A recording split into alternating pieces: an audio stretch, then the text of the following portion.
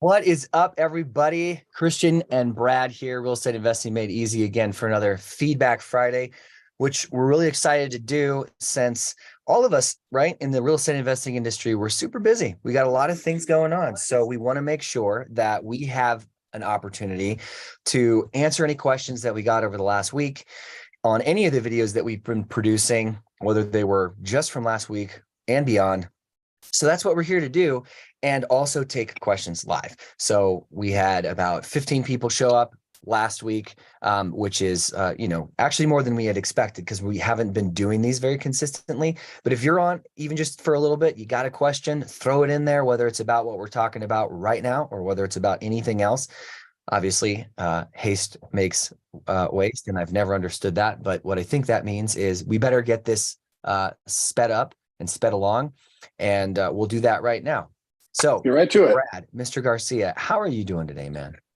I'm doing so good. Been at it for a couple hours already. It's already 10 over here in San Diego, and I think it's the same time where you're at now that the daylight saving time change. So yeah, I'm feeling good. Can't wait to get these questions. I love doing these because we can basically interact with the audience and everybody that's interacting with us through the comments. We want to be, I like the fact that we stay engaged with them and are just always providing that value. So yeah, cool. Excited to get to the questions, man. Yeah, let's do it. Let's get to it. So if you guys turn your attention here to the screen, I will go ahead and remove that so you can see. And let's see, I'll pop myself up here. Don't always have everything dialed in. There we go. So I can see down here, we got the comments. The first one was actually 11 hours ago. So we're going to go with most recent. So Danny says on the last Feedback Friday, he said, so what's better, using on-market system or getting leads direct to seller with SMS? What else? Let's just say answer that in general, but also if someone is just getting started, thanks in advance. Cool. That's a really good question. Really good question. What does that purple heart mean? Received one of the highest number of hearts from you. Yeah, we love Danny. Thank you so much for all of your engagement. Now, I have an answer for this. I'm curious. What would you say? I guess let's start first with being a beginner would probably be the way to go. So being a beginner, what's better? Targeting on market or going direct to seller with SMS or some other form? He mentioned SMS specifically. Yeah, dang, that's such a good question because there's a lot of nuance to it. It's not just like what's better. In general, if you're just starting out, for the most part, most people don't have capital to invest into the business. There's going to be business costs that you're going to have to. So, even the question like, can you get started in real estate investing without any money? Like, sure, investing into major deals, no, you don't have to have that money, but you need to have a little money to get your systems and processes started and, get lists and things like that. So I guess it's really in the context of what he means. If by beginner you mean one without a lot of startup capital, then of course what's going to be better is the option that gives you the most amount of leads for the least amount of money, right? And your on-market offer system is going to be a less cost-intensive route. So you'll be able to get reps in and get access to people who've already raised their hand. Who are obviously because they put their property on the market for a much lower cost. Now, that does not translate always to better leads. If your question is how do I get access to the best leads, my answer is always going to be direct to seller. So you don't have a third party involved. You don't have to communicate through that third party playing the telephone game. You get the access right to the seller. You can ask them about their motivation, negotiate directly with them. And so direct to seller is always going to have the better lead. So in short, I think that would be my synopsis of just getting started. Yeah.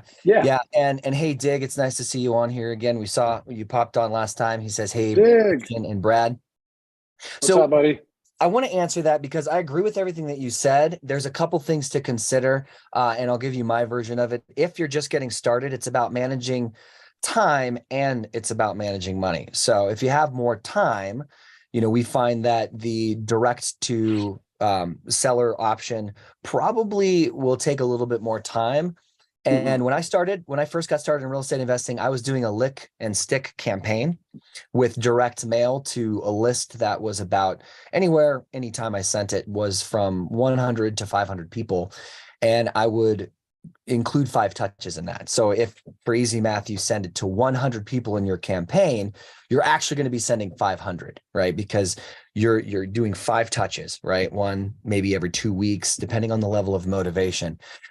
So direct mail is great. It works, and that's actually how I got my first deal. And my first deal, interestingly enough, it was like a $200,000+ flip that I did, which was really great.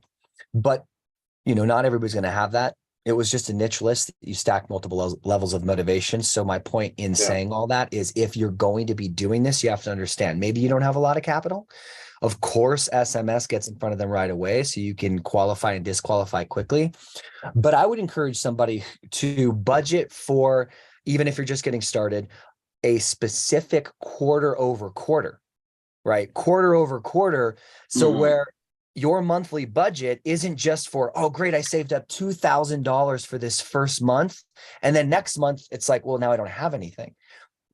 Before you start that outbound marketing campaign, make sure that you have at least a war chest of cash to get you through a full quarter so you can stay consistent through that. So I would say, depending on your availability of capital, depending on your availability of time, obviously the lowest and easiest and fastest barrier of entry is going to be the on-market offer system. Obviously, we also use, and if I say obvious again, you can call me out on it. You can we should have a ticker at the top. Bing, bing, bing. And interestingly enough, I could actually get that for next time and have a ticker, because we got all these little lower thirds and stuff happening. But we would direct people mostly to the on-market offer, and that is because if you're doing it, whether it's Zillow, because you could do this on Zillow, it's just a lot slower. Remember, it's time versus money. If you're in a situation where you're like, I literally can stay up all night long and I can find on-market properties on Zillow, I will take that time, but I don't have even the money to pay for something like Privy every single month. I totally get it. I totally do. I mean, and I've been there. So that's why I was doing not just driving, but walking for dollars. I didn't mention this, I had a motorcycle. I couldn't even afford a car. Legit couldn't even afford one. I had a motorcycle. It was used. I didn't even know how to ride a motorcycle, so I had to go get my motorcycle license out of necessity. So I was sick of walking. I couldn't canvas a large enough area, so I bought a motorcycle and I started. Okay, Christian, you keep saying motorcycle, but don't lie to everybody. It was a moped. Okay. Mopeds aren't bikes. All right? You're funny because I don't want anybody to misunderstand. It was a 750cc Yamaha V-Star. I thought it was kind of cool until it died on the side of the freeway. Yeah, that's not cool. No, it wasn't cool. It was terrible. So we actually got a question here from Dig as well. I'm striving to still get my first deal under contract using your guys' offer system and calculator. Okay, so can we time out real quick? Before we move on, just wanted to bottom line the last question, right? What was the best? It's really going to vary. That question's so nuanced. It's going to vary person to person, depending on how much time you have, how much capital you have to invest in what you're looking to do. You're looking to keep it yourself, or you're looking to scale. So good. Bottom line of that question. And when you are starting to get into the direct to seller, again, the most important thing for you to consider is how long can I consistently continue this level of outreach based off of the budget for a quarter, not for a month. Okay. Yep. Yeah, that's great. And speaking of the on-market offer system, that was Dig's question. He said he's striving to get his first deal using the on-market offer system that he bought for Privy specifically. It is Privy. Awesome. So that is awesome. Any tips Yeah. that you haven't already revealed from your magic box of like tricks? No, I mean, I've laid it out for everybody. I've opened my heart to the world and to you guys to be able, give you guys that value. I'm assuming, Dig, that you've already watched our training series on those, and are doing that well. I think really the only thing that I could say to really highlight everything and put a bookend on it is consistency. There's some people who are going to get deals right away. Some deals like me, people like me, it took a long time, to get my first deal. But I would say consistency, staying in it, don't, managing your own expectations. I think I did a short on that a while back about managing your own expectations, because we're taught to manage the expectations of the seller, and then that same train of thought, you got to manage your own expectations for success. It's not always easy. It's not always going to be quick. Just stay in it, buddy. You're going to get there. And I guess the only other thing I could say as well, if you're just starting out and you don't have a lot of connections, is to get out there and get involved in other communities, real estate RIAs, other investor groups, and just kind of seeing what other people are doing. But also using Privy in your market. I think it's paramount that you know what your buyers are buying at, and knowing what type of margin that you have, right? Because the balance in the on-market offers is having an offer that's going to get accepted, high enough to get accepted, and low enough to make margin for the buyer who's going to buy it to make what they're going to need, and to add on enough for you to get a wholesale assignment, right? So knowing what your buyers are buying at is crucial to that. So if you haven't done it already, stop looking for deals and start outreach to your buyers, having those conversations with either the buyers themselves or the agents that were on those transactions, who have access to multiple buyers. And I think I say that because I do that. We actually opened up Cleveland. We don't know anybody in Cleveland. I didn't know anybody. And within, I don't know, a week or two, we have a deal under contract and ready to close first week of April. All just because I did the quick research on the buyer's side of things to get in touch with an agent who had a buyer who actually bought a property right around, like 5 blocks away from the property we have under contract. And the only reason we were able to do that is because I talked to that, the buy side first. Awesome, man. I'm sending you the link to the live stream questions. As soon as that pops up, though, you'll get feedback. So just mute it. Now, the reason I'm doing that is because actively Dig has asked a couple more questions, saying that he'd like, if you can, to do a quick walkthrough on how to add new properties from the search to the list. And he was also just remarking, giving you feedback on what you were saying. He's looking to JV at the moment because I haven't built a buyer's list as of yet, but I have something to say about JVing versus just building a buyer's list while you get together what you need on your end. If you're obliged to do so, Brad, you good? What's that? Sorry, I guess I missed that question. Right. To do a quick walkthrough on how to add new properties from the search list. Yeah. Right. Yeah. So while you get that together, I wanted to mention something about JVing versus building a buyer's list. The thing that I want to underscore is that building a buyer's list isn't something that should be a necessity to JV. Like, let me say it the other way. JVing isn't a necessity to build a good buyer's list. It's just not. So what I would recommend is, if you get an opportunity to JV with somebody and the numbers make sense for all of you, and you want to build rapport and trust by sending somebody that deal that, gives them a good win, then great, JV with them.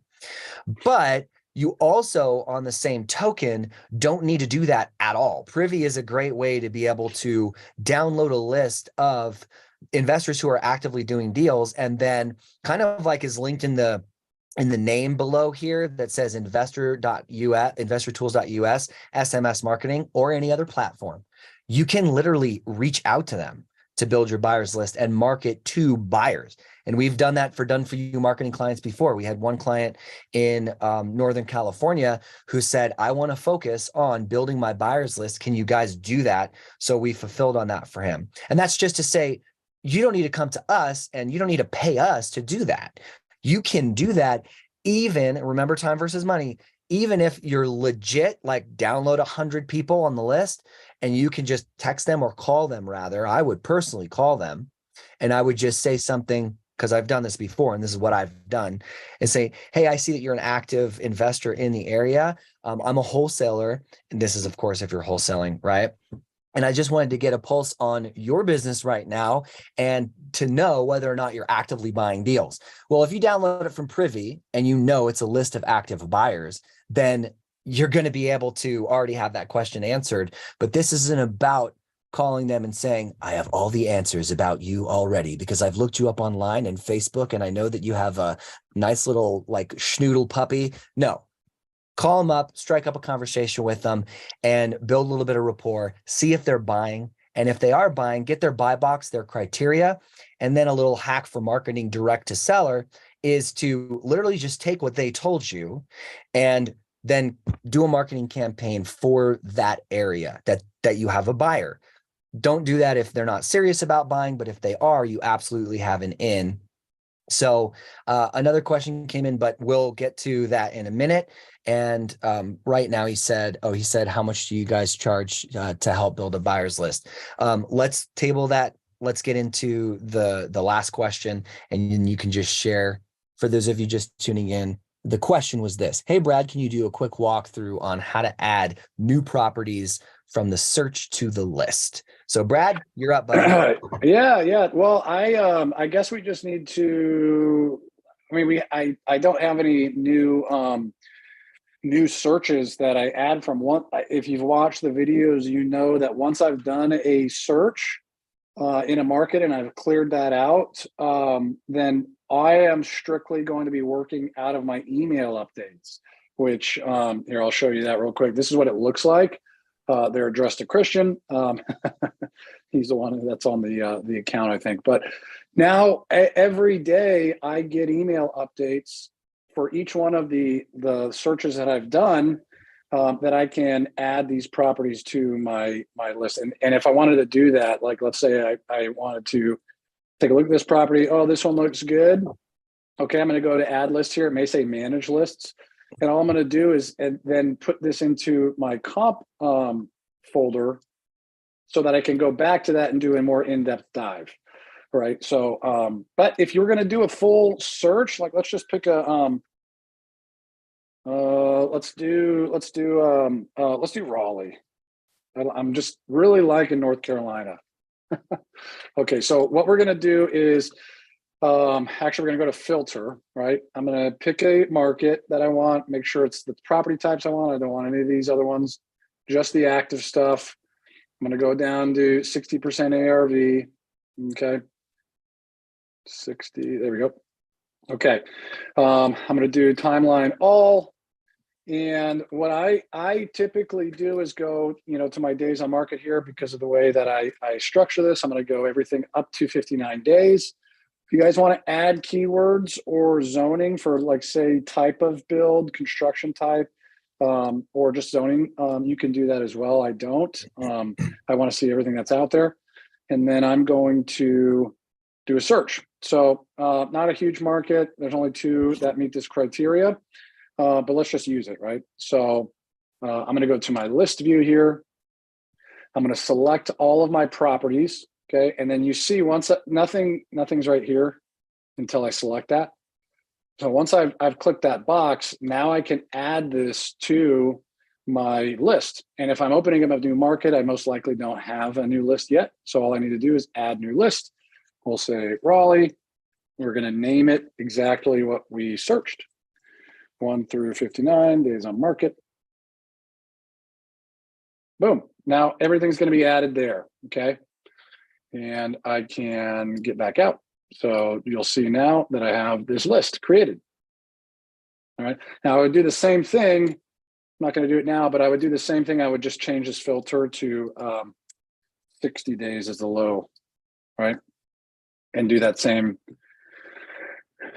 thing, add that new list. And now I've got, you'll see all the markets that we're doing have 1 through 59 and 60 plus. Okay. And that's that. It's that easy. That easy. Hope that answered your question, Dig. If it didn't, let me know. But then you did ask also how much you guys charging to help a buyer's list. I would say you were looking to JV, and I think Christian was saying that you didn't have to, but we are rolling out a JV program. And do we have the link for that web form to submit opportunities to yet, Christian? It'll be linked in the description below later after this. So whatever content we discuss on these, because it goes everywhere, right? We'll we'll drop it, and our team puts timestamps in when we talked about stuff, and then all of the links. If you call out a link, then we'll drop it in the description later. So awesome. We're going to be dropping in our JV web form, guys. We got that program rolling out, and we want to help you guys, newer investors, get deals and get paid. I mean, especially when you're new, like we were talking about earlier, you just need capital. You need active capital to reinvest into it. And we've got the buyers lists for the markets we're in, and a lot that we're not in. So we want to JV and help you guys get these sold. Yeah, exactly, man. So love it. Thank you for doing that. There's more questions also that have come in over the past week that I wanted to get to as well. So I will just get to that right now. So let's dive in. So actually it's how do you send offers to an agent without talking to the agent for their email? So that would be the next one, related basically to what you were just talking about. Oh yeah, that's easy. That's easy. So I can actually share my screen again, and I'll just walk through that. So let me see, because I think I have like one or two in my console. Yeah, we got one. Perfect. Okay. So let's say, I've got a list of 20 of these, right, in my comp folder that I'm going to be putting an offer on. So I need to be able to get this guy's email address so that I can send out my bulk emails through Mail Meteor. As far as I know, I haven't seen any on Privy. I know a lot of times they'll have the agent info right there. Sometimes I don't, just depends. But I know for pretty much a fact that if I do a search of the property, it's going to pull up the listing on like Zillow or Redfin or whatever. And so I know for the realtor info is going to be right here, like right as you scroll down past this general info there. So there, most of the time it's going to be a phone number. Very rarely, but there are some times where it's just an email. But then what I do, if I don't have the email here, is I'm going to right click, I'm going to search Google for all of that info. So their name, sometimes they'll have their DRE number, their license number there too, and their brokerage.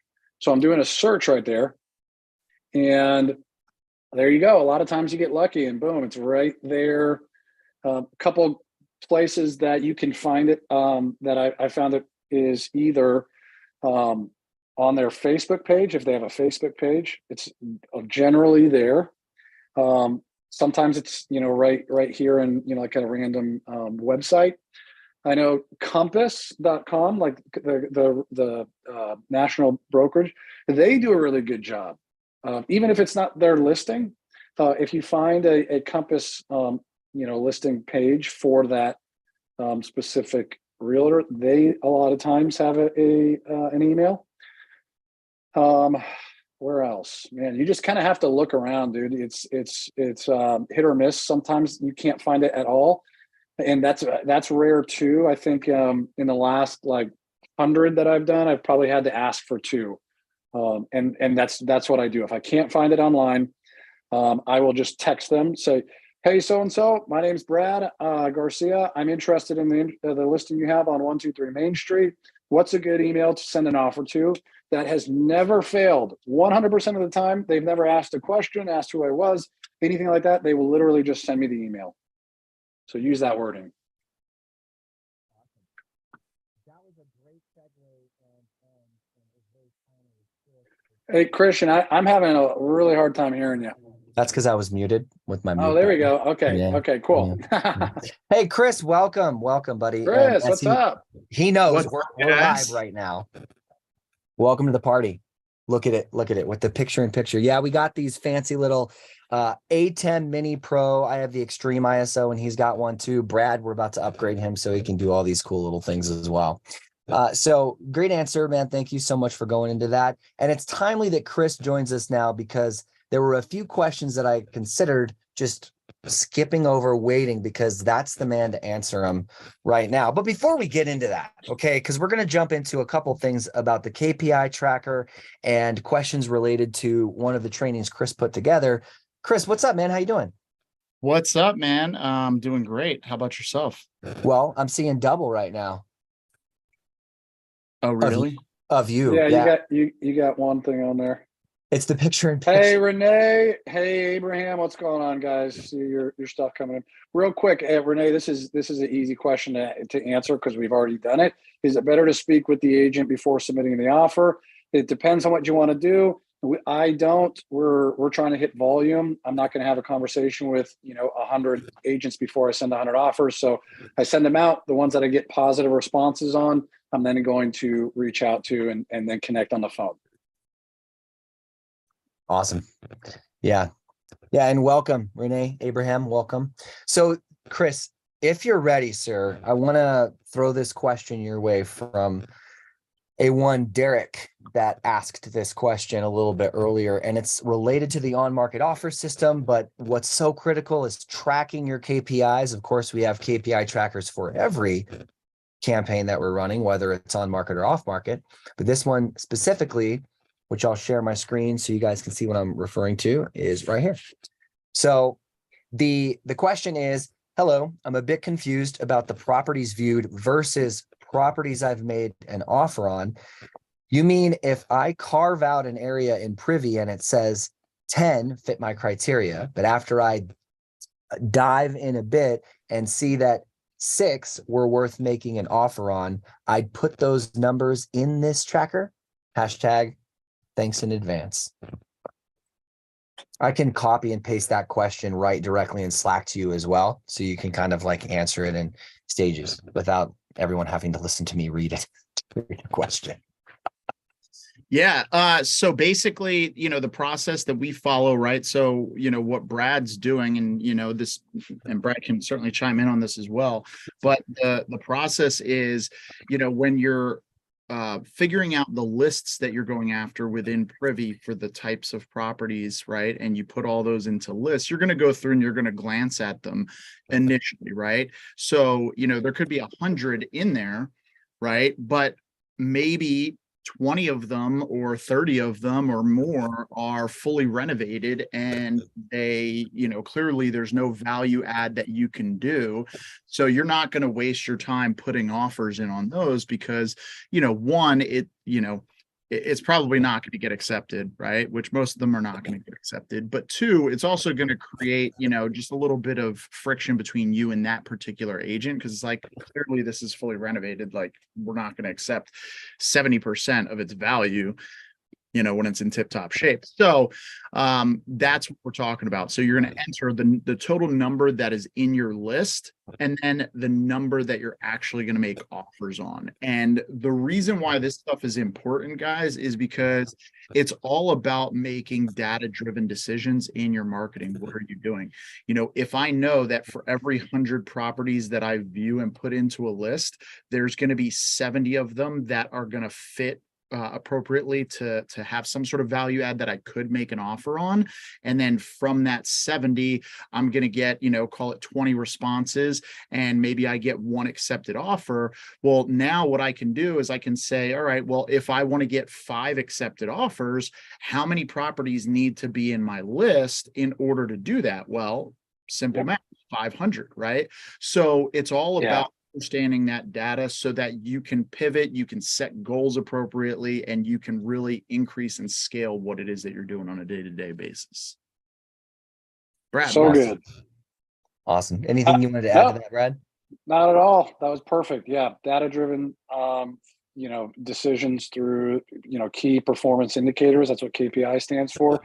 So you just need to, just work it backwards. I think Chris answered it perfect. I think functionally, if you're talking about like how do you enter that data, if that's what you're asking, he did answer that on the front end, which was you've got 100 properties that you've put into your list. You're viewing those. You're going through determining which ones are good, which ones aren't through your soft vet.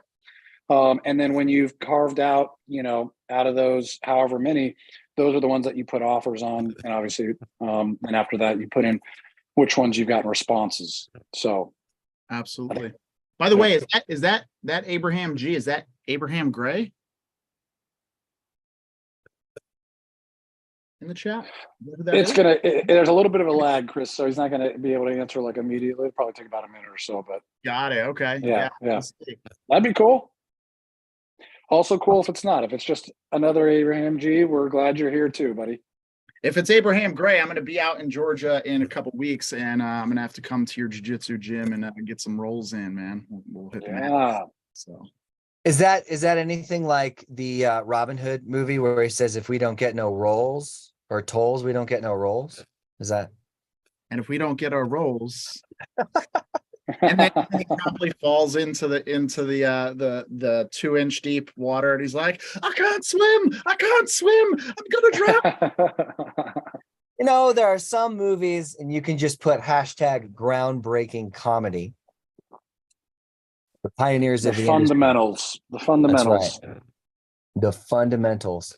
So I'm looking at the replay right now, and I saw Chris as a delay doing this, and I'm like, it caught my eye. I'm like, oh, that's funny. Yeah, because we're on lag live. So Abraham said, no, it's not Abraham Gray. But maybe this Abraham G does do jiu-jitsu as well. So he would have already known what you were talking about. Unlike me. Well, I did know because we're friends and business partners. So but whatever. Well, pleasure to meet you, Abraham G. And appreciate you jumping on and staying tuned. And if you're not training jiu-jitsu, you probably should train jiu-jitsu. It'll definitely help you out. Not only but in business as well. Is there a link in the description below to get a discount on training jiu-jitsu? Yeah. There will be at some point, because our goal is to open up a jiu-jitsu gym actually. So yeah. All right. Well, we got another question, and I think this is a good one. It sounds like it's more directed towards me. So they said, and this is very, very, very easy to answer. And man, I'm glad it was asked. They said, how do you actually get contacts, their information to call them? It's really a question for any of us, but nice. I'm going to answer it. That is an extremely good question. Many people will hit you up on Facebook if you're in a real estate Facebook group saying, I can get their contact information per record for 2 cents, 3 cents, 1 cent. And it's called skip tracing. Skip tracing is definitely the route that you want to take when we're talking about this right here comment that says, how do I get the seller's contact information for managing your data? We use this right here, Best Skip Tracer.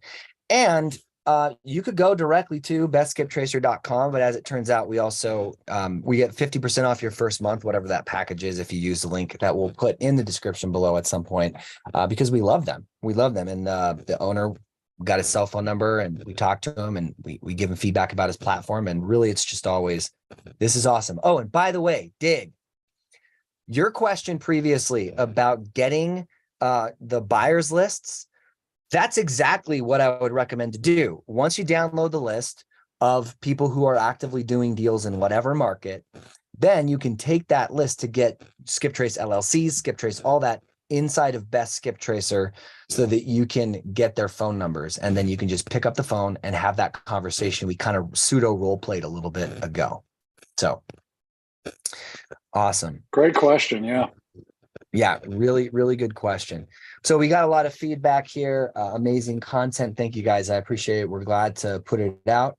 We have, where's the link for the personal analyzer? That was G Johnson. So he's commenting about the Privy on market offer system. So that will be linked in the description below as well, so that you can, and I believe also, just to give you a quick reference to that, you can go to, stand by, let me get it right here. I believe it is investortools.us/on market offer system. And that is with hyphens. Okay. And just as you see, as far as my name is concerned, like right here, it looks just like that, except it's on market offer system. So, all right. And that one, by the way, will take you to launch control, because we're really stoked by the end of the month to continue to get signups for launch control. We just put out this case study for the 2 texts to $220,000 wholesale net. It's pretty mind blowing, actually. You should check it out if you haven't already. We'll link it in the description, or you can just go to our channel and see it there.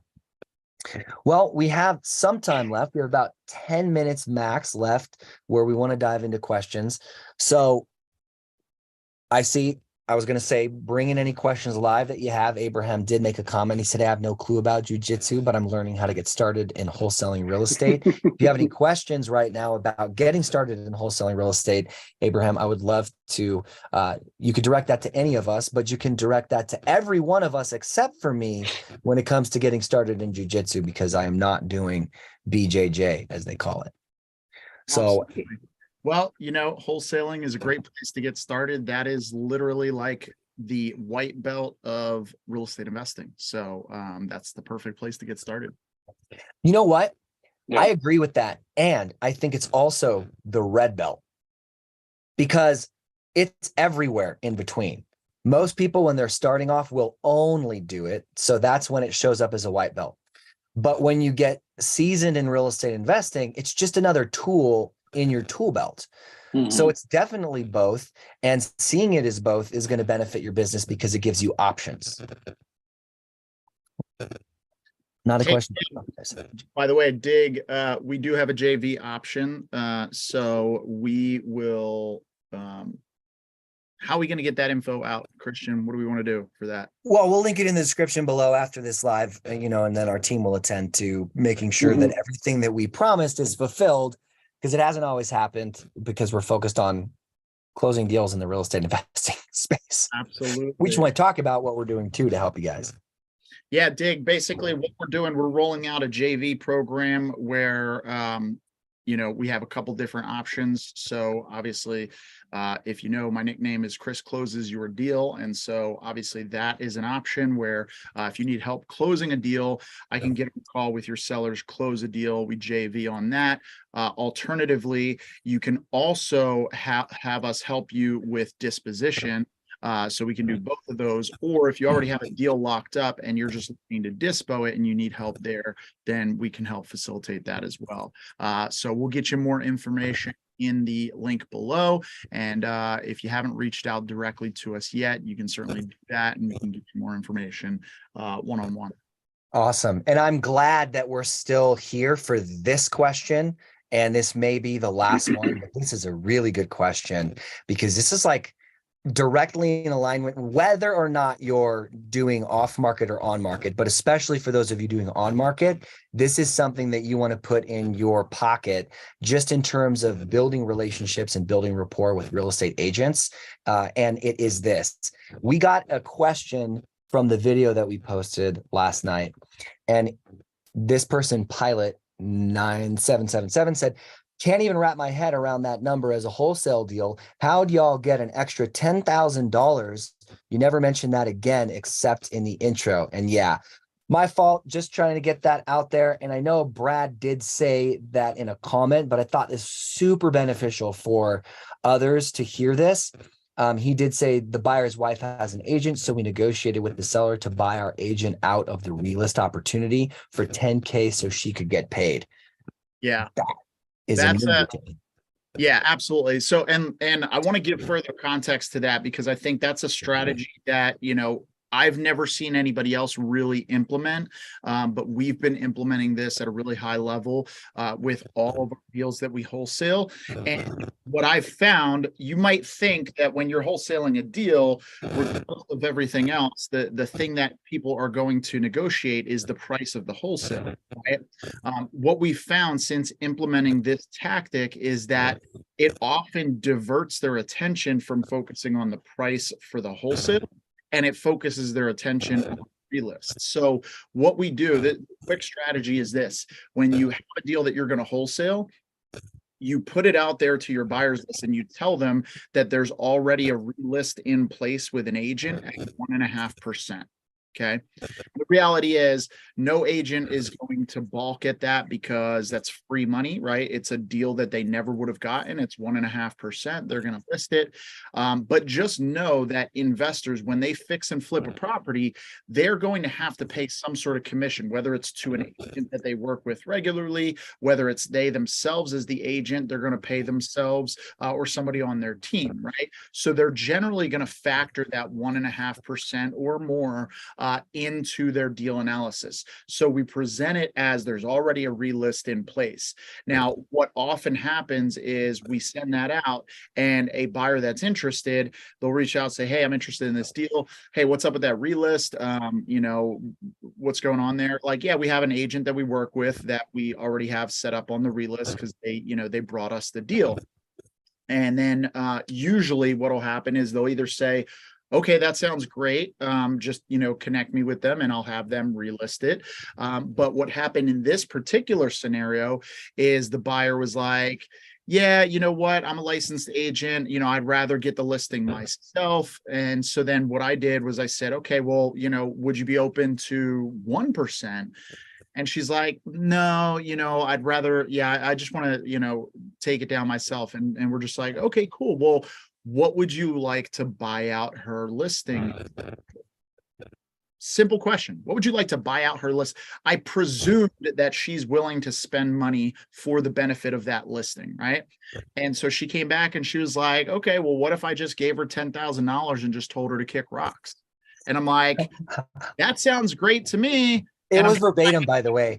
Excited about that. So the fact that she has to do basically nothing and get $10,000, yeah, that's a win-win. And in addition to that, we didn't negotiate on the purchase price of the property whatsoever. So that was a win. And just one thing, the profit would have been $230,000 for us. But you know, when you're making $230,000 on a wholesale deal, you don't exactly just want to assign it. So we went the route of doing it's kind of like a double close, but it's actually an A to C close, which is a little bit different. We can talk about on another Zoom or another YouTube video, but some costs in there, so that ate into some of our profits. So yep, awesome, man. And you did nail it verbatim, by the way, because I know that Chris is from Philly and he has the Philly jargon, which is great, and we love him. But the kick rocks part was actually like verbatim what she said. Can I just give her $10,000 to just go kick rocks? Yeah, that sounds good. That's sure. Good. You could kick diamonds with that. We'll just make sure she wears closed-toed shoes when she does that. Yeah, exactly. You know, so that is a huge thing to really get your mind around, and then begin with the end in mind. I always talk about this with data. When you're approaching these conversations with agents, if you're trying to build rapport, get rockstar agents, this is just another thing that you can do. You take care of your team. You take care of the people on your team. Your agents included on that, your title reps, everybody. They're all part of your team getting started in real estate. And that's mostly for Dig, because he said he's just getting to try to get his first deal. He's getting started in real estate investing, and also for anyone else out there. Well, that is about all the time that we have. So I really want to say thank you, everyone, for tuning in. We try to keep these out of respect for your time, 45 minutes or so. So we're going to continue to strive for that goal and not go out, but we will be developing more live content throughout the week at some point soon in the future. So stay tuned for that. Our goal is to get 3 times a week as the engagement on the channel and questions that are asked continues to increase, so that we can enroll everyone and make real estate investing easy. So you take it easy, guys. See ya.